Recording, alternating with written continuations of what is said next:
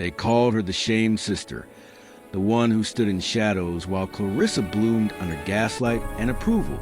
Alara Ladies, Wycliffe had learned to be have you invisible, heard the latest to news expect from London? nothing, to deserve even less. But on the night of her sister's wedding, beneath the glittering chandeliers of Harrington Manor, something impossible happened. The Duke of Scarsdale, the most ruthless man in England, the one every woman feared and every man envied, looked directly at her through the rain. You look And in a absolutely voice that sent radiant fire tonight. through her frozen veins, he whispered 6 words that would destroy her or save her. Be mine tonight. Welcome, beautiful souls. If you've ever felt crushed by the cruel words of those who should love you most, this story is for you. Hit that like button right now to stand against every heartless gossip who tries to dim someone else's light. Subscribe so we can keep sharing these stories of triumph and fierce love. And drop a comment below telling me where in the world you're listening from tonight. I love knowing this reached you. Now, let us step into Regency, England, 1818, into a world of silk and scandal, where one woman's humiliation became the spark of consuming love. The chandeliers of Harrington Manor blaze like captured fire, their candle flames casting dancing shadows across walls adorned with white roses and garlands of ivy. The air tasted of champagne and orange blossom, of laughter that sliced sharper than any blade, of a world Alara Wycliffe had always inhabited yet never truly belonged to. She stood near the conservatory doors, her hands folded carefully at the waist of a dress in cornflower blue. Modest, pretty enough, but whisper quiet compared to the shimmer of silk swirling around her. The fabric had been chosen for its practicality, its ability to fade into ballroom corners. Around her, women glided in gowns from London's finest modistes, their jewels catching candlelight with each turn, their voices bright with the confidence of those who had never questioned their worth. Alara had learned long ago not to question hers. She had learned to be the daughter who caused no trouble, who could be forgotten in the corner of a ballroom while her sister Clarissa danced with her wealthy new husband, and her mother beamed with pride, finally elevated by this advantageous match to the Haverford fortune. The orchestra swelled into a waltz. Couples swept across the polished floor, like silk scarves caught in a golden current. Alara watched them with the careful stillness of someone observing a painting in a gallery, beautiful but untouchable, never meant for her. Then the bridesmaids found her. But what happens when the most feared duke in England witnesses her humiliation and decides to claim her as his own? Stay with me to find out. Magnus' gloved hand closed around hers with the certainty of a man who had never been refused anything. The rain still clung to her lashes, her cornflower gown darkened at the hem, but he didn't seem to notice, or perhaps he simply didn't care. His electric blue eyes held hers for one breath, two, and then he turned, drawing her back through conservatory doors into the brilliance of the ballroom. The effect was immediate. Conversation stuttered and died. The waltz faltered for half a measure before the musicians recovered, their bows trembling across strings. Every face turned toward them. The Duke of Scarsdale, untouchable and cold since his Duchess died, entering with his hand possessively wrapped around that ashamed Wycliffe girl. Alara's heart hammered so violently she thought everyone must hear it. The bridesmaids stood frozen near the refreshment table, their cruel laughter still echoing in Alara's memory. Magnus didn't break stride. He led her directly past them, then stopped, turning with the lethal grace of a predator. He said nothing. He simply looked at them. One long, cutting glance that drained the color from their faces and sent them scattering like leaves before a storm. Then, impossibly gentle, he raised his hand to Alara's face. His gloved thumb brushed away a raindrop from her cheek, the gesture so tender, so publicly intimate, that gasps rippled through the crowd. Her breath caught, her porcelain skin flushed hot under his touch. "Dance with me," he murmured, though it wasn't truly a question. He swept her onto the floor before she could answer. His hand settled at her waist with possessive certainty, drawing her closer than propriety allowed. The orchestra swelled, and they moved, Not the careful, measured steps she'd practiced in her mother's parlor, but something commanding, intoxicating. He guided her effortlessly through the turns, his jet-black hair still damp, his gaze never leaving hers. Around them, couples stumbled and stopped, unable to look away. Illyria felt utterly exposed and utterly protected all at once. Then her mother's voice cut through the music like a knife.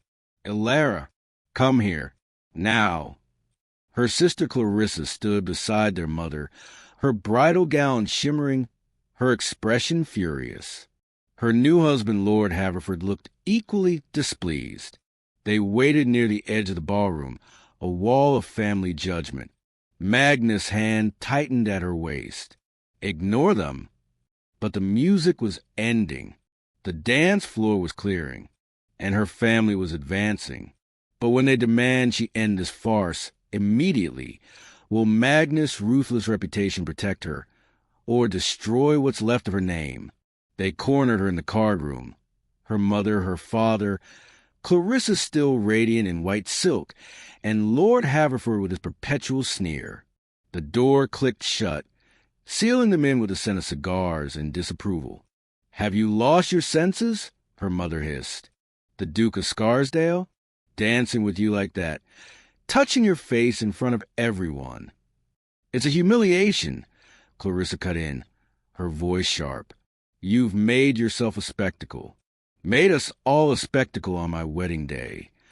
Illyria opened her mouth, but no words came.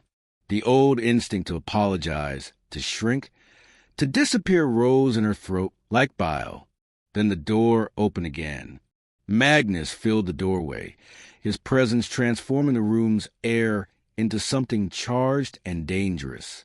He didn't ask permission. He simply walked to Illyria's side and positioned himself between her and her family with deliberate precision. "Miss Wycliffe is under my protection now," he said, his voice low and absolute. "Any further discussion regarding her conduct will be directed through me." Her father sputtered. "Your Grace, surely you cannot mean—" "I mean precisely what I said." Magnus' electric blue eyes were ice.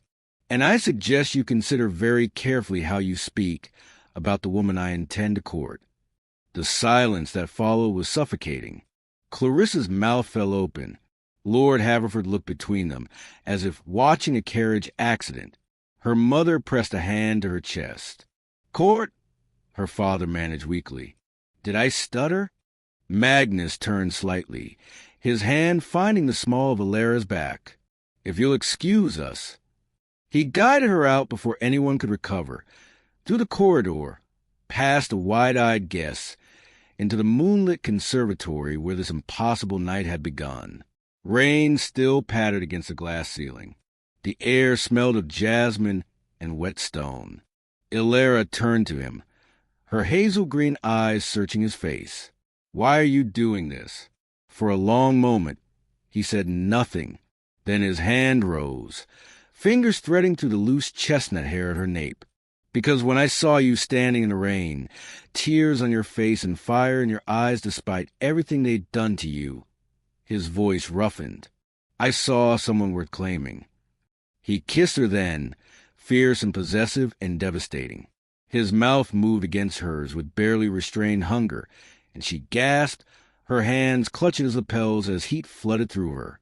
When he finally pulled back, his thumb traced her lower lip. "My wife died 5 years ago," he whispered against her temple. "I thought I'd buried my heart with her. But you, Illyria, you make me feel again." Outside the conservatory, voices drifted past. Whispers. Speculation. The ruthless Duke is merely toying with her. A shamed nobody.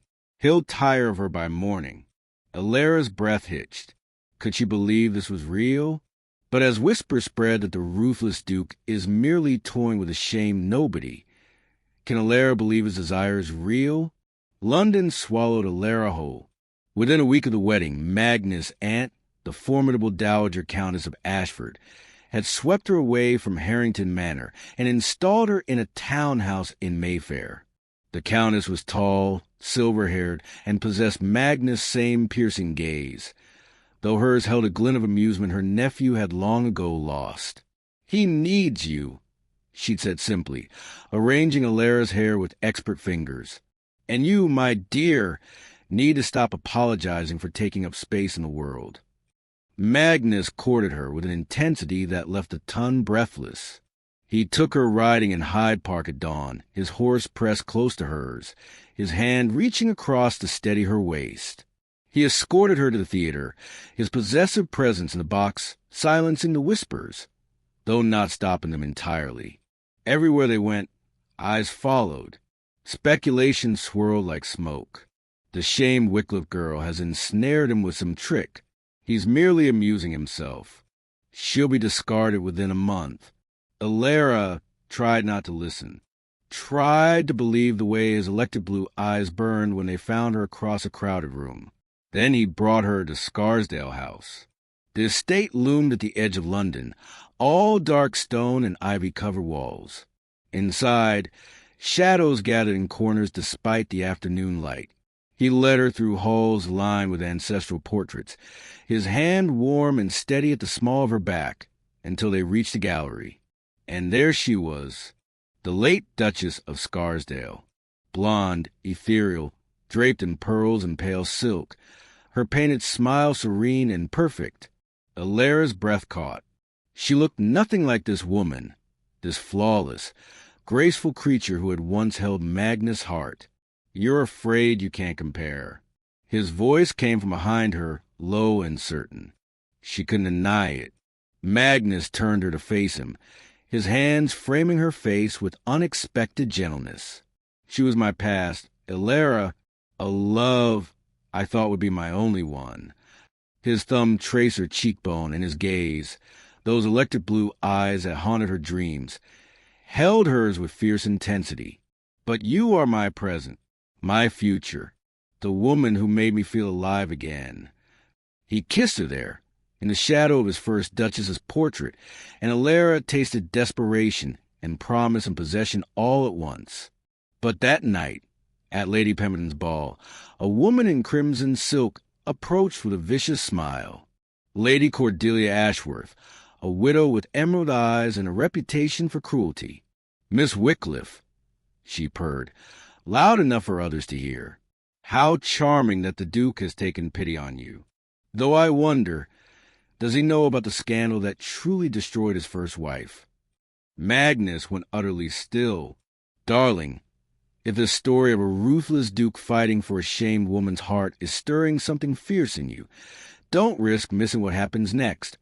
Hit subscribe right now, so you never lose these stories. And if you're tempted to skip it, come to the comments and tell me why you leave Alara hanging in her darkest moment. I couldn't bear it. But when a jealous rival uncovers a dangerous secret from Magnus' past, would tear them apart before they even begin. Alara couldn't sleep. Lady Cordelia's words had poisoned the air between them. Magnus had gone rigid at the ball, escorted her home in silence, then vanished into the night without explanation. Now at dawn, the gardens of Scarsdale House were wrapped in mist, and she wandered through them like a ghost, her wrapper clutched tight against the chill. She found him in the folly. He stood with his back to her, still in his evening clothes, his jet-black hair disheveled as though he'd run his hands through it 1,000 times. The stone structure around them was overgrown with climbing roses, petals scattered across the floor, like drops of blood. "You should be asleep," he said without turning. "So should you." Her voice trembled. "Magnus, what did she mean? What scandal?" "My wife didn't die of fever." The words came out raw, broken. "She took her own life. Because I was too consumed with duty, with control, with being the ruthless Duke of Scarsdale, to see she was drowning." He turned then, and his electric blue eyes were devastated. "I failed her, Alara, and I will not fail you." She crossed the space between them in 3 steps. Her hands found his face, and she pulled him down to her, kissing him with everything she had. All her fear, her longing, her absolute certainty. You are not failing me, she whispered against his mouth. You are saving me. Something broke in him then. His hands found her waist, her hips, pulling her flush against him as the kiss turned desperate. He walked her backward until she met the stone wall, his mouth trailing fire down her throat. Her wrapper fell away. His gloved hands, finally bare, mapped the porcelain skin of her shoulders, her collarbone lower. "Ilara," he breathed, her name a prayer and a plea. "Yes," she gasped, hazel green eyes meeting electric blue. "Yes." In the hidden folly, as dawn light filtered through the roses, they surrendered completely. His touch was possessive and reverent, claiming every inch of her as she arched into him.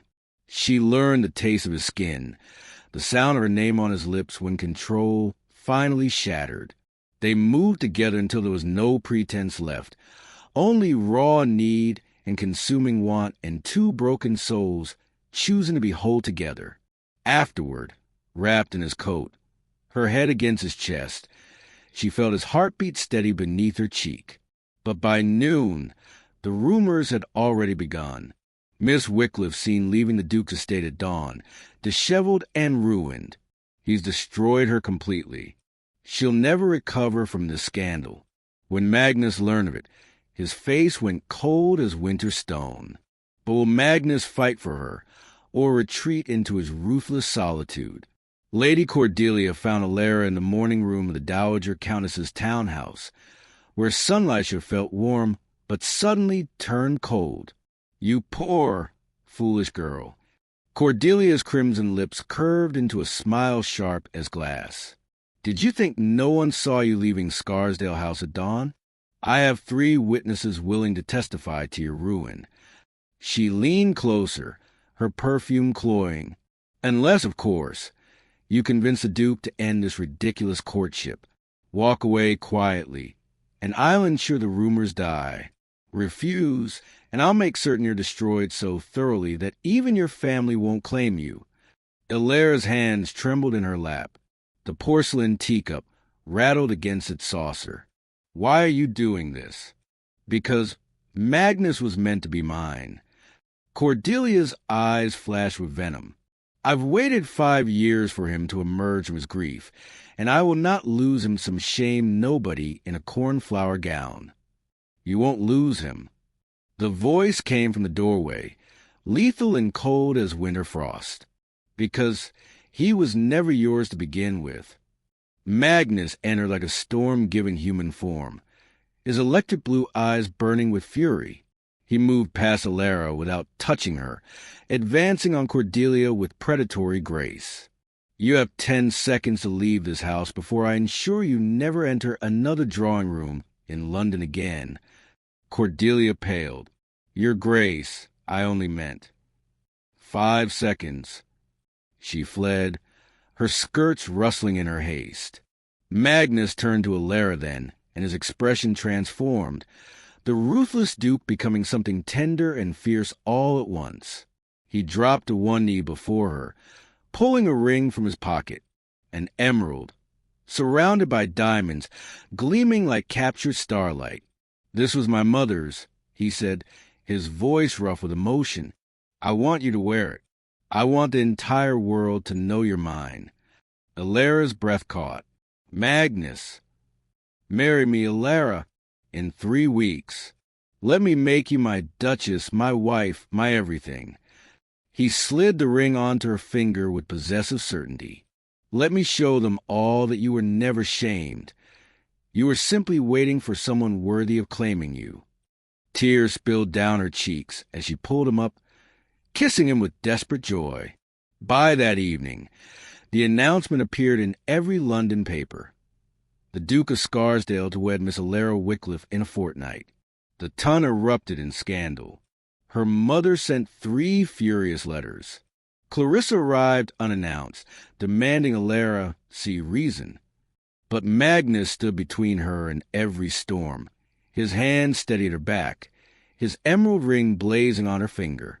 But can even a ruthless Duke force the Ton and her family to accept a once-shamed bride? The engagement gathering at Scarsdale House drew half of London's elite, their curiosity outweighing their disapproval. Ilara stood in the gardens wearing emerald silk that matched her ring, Magnus' hand possessive at her waist. When the carriage arrived, her family, her mother descended first, her face carefully neutral.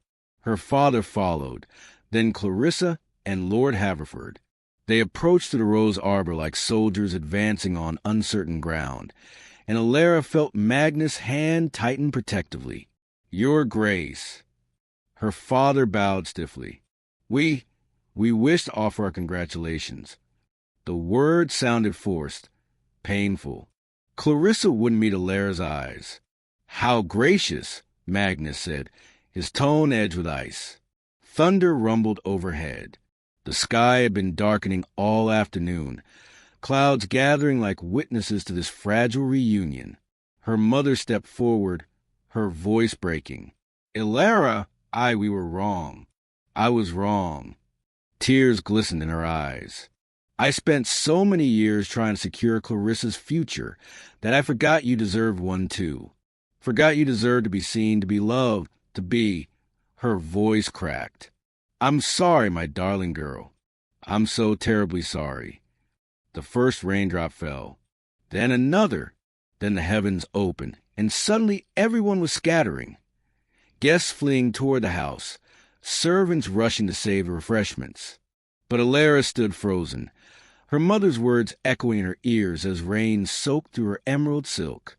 Clarissa grabbed her hand. "I was cruel," she said quickly, rain streaming down her face. "I was jealous and petty and cruel, and you deserved so much better from me, from all of us." She squeezed Ilara's fingers. "Can you forgive me?" Ilara nodded, unable to speak past the tears mingling with rain on her cheeks. Then Magnus was there, pulling her away, leading her deeper into the gardens until they were alone beneath a dripping oak tree. His jet-black hair was plastered to his head, his shirt clinging to his chest, and he looked wild and beautiful and utterly hers. "You're shaking," he murmured, gathering her close. "They apologized," she whispered against his chest. "I never thought." "You deserve every apology and more." He tilted her face up, his electric blue eyes fierce. "You deserve the world, Ilara, and you've given me mine." His thumb traced her rain-soaked cheek. "My heart was frozen, dead, and you alone thought it. Made me feel, made me live again." He kissed her in the downpour, possessive and tender, claiming her as rain claimed the earth. But in the shadows of the house, a figure watched. Lord Haverford, his expression dark with secrets, a letter clutched in his hand. But with the wedding days away, will old ghosts from his past rise to steal their future? The morning of her wedding, Ilara stood before the mirror in Scarsdale House and barely recognized herself. Gone was the girl in the modest cornflower gown, shrinking in ballroom corners. The woman who gazed back wore emerald silk that whispered against her skin like a lover's promise. Her porcelain complexion glowed with confidence earned through fire and rain and ruthless devotion. Her hazel green eyes, once brimming with unshed tears, now blazed with fierce, unshakable love. Magnus found her there, tradition be damned. He closed the door behind him and simply looked at her, his electric blue eyes tracing every inch as though committing her to memory. "You're magnificent," he breathed. "You made me believe I could be." He crossed to her, his hands framing her face with a possessive tenderness she'd come to crave. "No, love. I simply saw what was always there, what they try to make you forget." His thumb traced her lower lip. "You saved yourself. You just let me stand beside you while you did." The ceremony was intimate, the dowager countess weeping openly, Ilara's mother clutching her father's hand, Clarissa smiling through tears. When Magnus slid the wedding band onto her finger beside his mother's emerald, his voice was steady and absolute. "I was a dead man walking until you," he said, forsaking traditional vows. You are my redemption, my resurrection, my reason for drawing breath. I possess you, Alara, but only because you possess me utterly in return. She spoke through tears. I was invisible until you saw me, shamed until you claimed me, broken until you showed me that the deepest healing comes from daring to be wholly, completely yours. When he kissed her, the gathered witnesses erupted in applause, but Alara heard nothing except the thunder of her own heart and his whispered words against her lips. Mine, always mine, that night. In the master chamber where morning light would find them tangled together, Magnus traced the curve of her spine and murmured truths into her skin. She had transformed from forgotten daughter to fierce duchess. He had transformed from ruthless, frozen dupe to a man who lived for her light. They had proven that true possession isn't domination. It's two broken souls choosing to be whole together. That the greatest ruthlessness is loving without restraint. That a shamed heart, when claimed completely, becomes the fiercest heart of all. And in the end, when she whispered, I am yours against his chest, he answered with a vow that mattered most. And I am eternally, irrevocably yours.